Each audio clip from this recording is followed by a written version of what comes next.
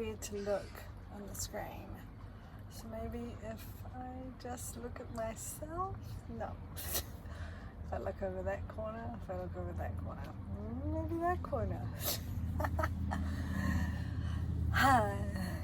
Anyway, today I wanted to talk to you about the field of possibilities. Why I chose that name for my business. And another name for it could be the alternative space. The alternative space. So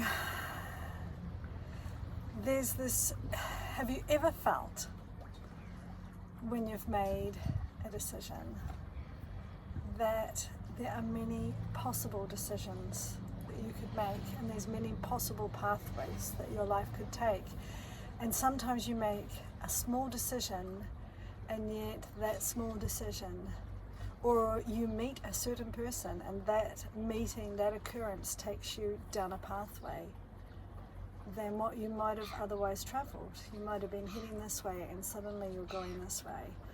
And sometimes there's a slight deviation in our paths, and sometimes there's such a massive deviation that we end up on what can be called as a separate lifeline altogether. Our life ends up looking completely different than what it did before. And it's like there's this matrix of possibilities that are already in existence. And Einstein, I'm paraphrasing one of his quotes, and he said something like, the energy we generate is the same energy of the pathway that we attract. So when our energy matches that pathway, then that's the pathway we walk along, we find ourselves upon. So with multiple possibilities, then comes the awareness of our choices, that we're not unconsciously living our days where we just are following a routine, a path, an occurrence without truly thinking about the choices that we're making, right down to the clothes we put on in the morning, the way we go to work, the job that we do, how we interact with our family members, how we interact with the people around us.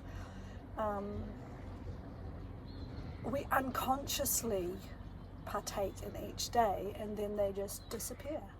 And our life is lived without us truly actively being involved with where we want our life to go and what we want our life to look like. And as you begin to question that, leads you to another thing, which is, what is my soul's frail? I love this term that was used by Vadim Zeland in the Reality Transurfing. Amazing, amazing book. It has changed the course of my life and brought me to this place. I think I was heading here anyway, but it helped me get here and maybe get here faster.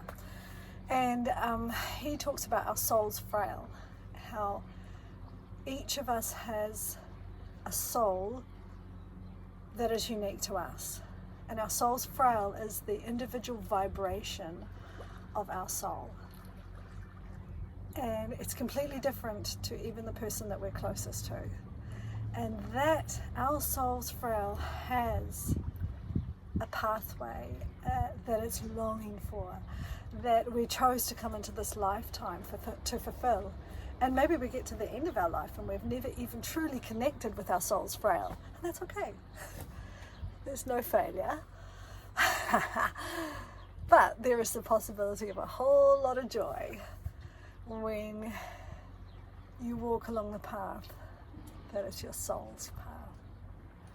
And so finding your soul's frail is another whole topic itself. So back to the beginning, the field of possibilities. The field of possibilities is the potential pathways that are available and in existence to all of us.